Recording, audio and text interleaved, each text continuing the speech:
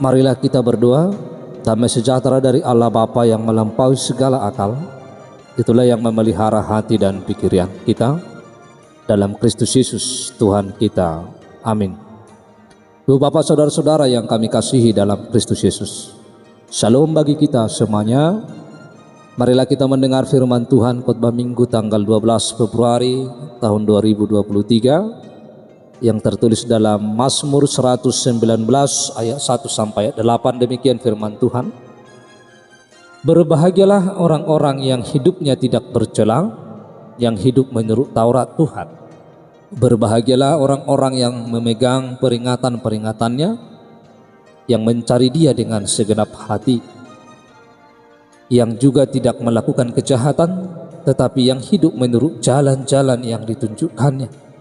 Engkau sendiri telah menyampaikan titah-titahmu supaya dipegang dengan sungguh-sungguh.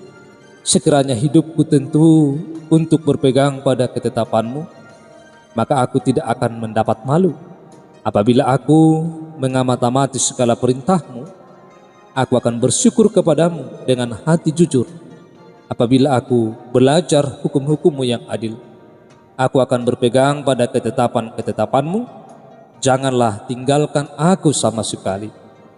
Demikian jauh pembacaan firman Tuhan. Ibu bapak saudara-saudara yang kami kasihi dalam Kristus Yesus, Mazmur 119 adalah mazmur terpanjang dalam kitab suci. Bahkan kitab yang terpanjang di dalam seluruh Alkitab. Mazmur ini terkenal dengan pengacaranya tentang Taurat Tuhan. Dan mazmur ini terdiri dari 176 ayat. Dan kalau dibagi menjadi 22 abjad sesuai dengan abjad Ibrani, maka dia akan terdiri dari 88 ayat dalam satu bait. Bapak Ibu saudara-saudara, keindahan mazmur ini terletak susunannya menurut 22 abjad Ibrani, juga dalam pernyataan sikap, penyerahan seluruh hidup, pemazmur mutlak kepada Tuhan.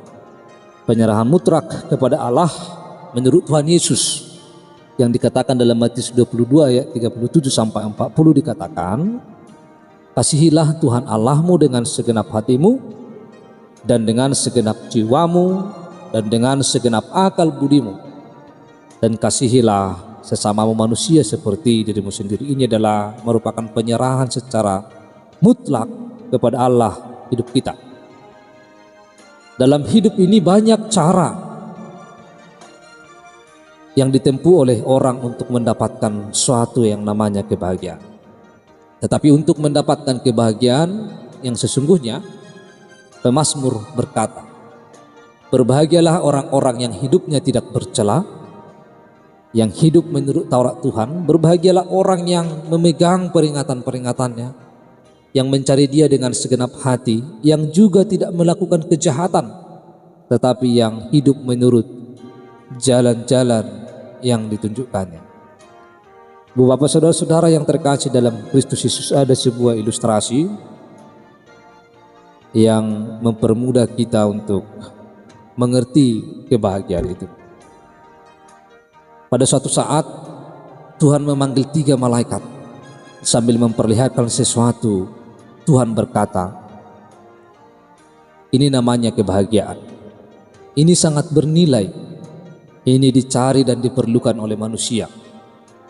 Simpanlah di suatu tempat supaya manusia sendiri yang menemukannya. Jangan di tempat yang terlalu mudah, sebab nanti kebahagiaan ini disia-siakan. Tetapi jangan pula di tempat yang terlalu susah sehingga tidak bisa ditemukan oleh manusia.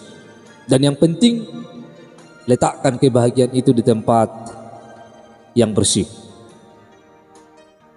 Setelah mendapat perintah tersebut, turunlah ketiga malaikat itu langsung ke bumi untuk meletakkan kebahagiaan tersebut. Tetapi di mana diletakkannya? Malaikat pertama mengusulkan supaya kebahagiaan itu diletakkan di tempat di gunung yang sangat tinggi. Tetapi malaikat yang lain kurang setuju. Lalu malaikat kedua berkata, mari kita letakkanlah di dasar samudra. Usul itu pun kurang disepakati. Akhirnya malaikat ketiga membisikkan usulnya. Ketiga malaikat langsung sepakat. Malam itu juga ketika semua orang sedang tidur, ketika malaikat itu meletakkan kebahagiaan di tempat yang dibisikkan tadi. Sejak hari itu kebahagiaan untuk manusia tersimpan rapi di tempat itu. Rupanya tempat itu cukup susah ditemukan. Dari hari ke hari, tahun ke tahun, kita terus mencari kebahagiaan.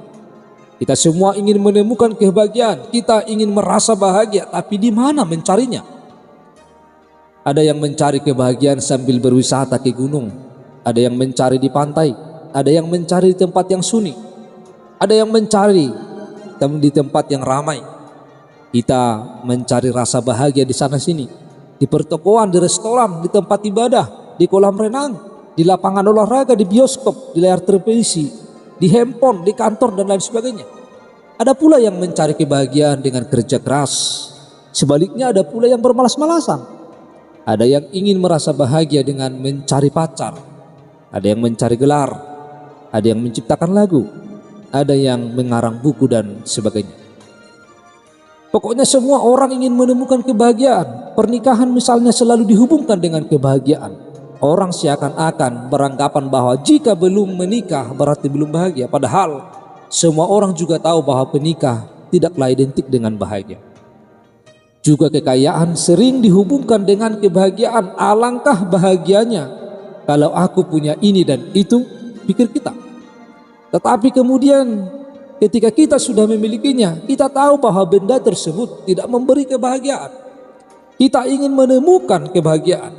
Kebahagiaan itu diletakkan oleh 3 malaikat secara rapi. Di mana mereka meletakkannya? Bukan di puncak gunung seperti diusulkan oleh malaikat pertama. Bukan di dasar samudra seperti usulan malaikat kedua. Melainkan di tempat yang dibisikkan oleh malaikat ketiga. Di manakah tempatnya? Tempatnya adalah di hati yang bersih. Tempat kebahagiaan itu adalah di hati yang bersih. Tempat kebahagiaan itu adalah di hati setiap orang yang hidupnya tidak bercela.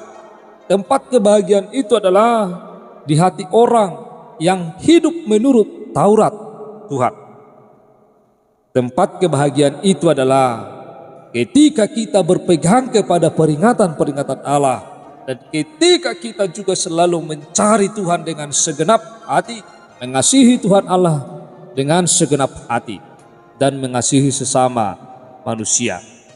Dan tempat kebahagiaan itu adalah bagi orang yang tidak mau melakukan kejahatan, tetapi hidupnya menurut jalan-jalan yang ditujukannya.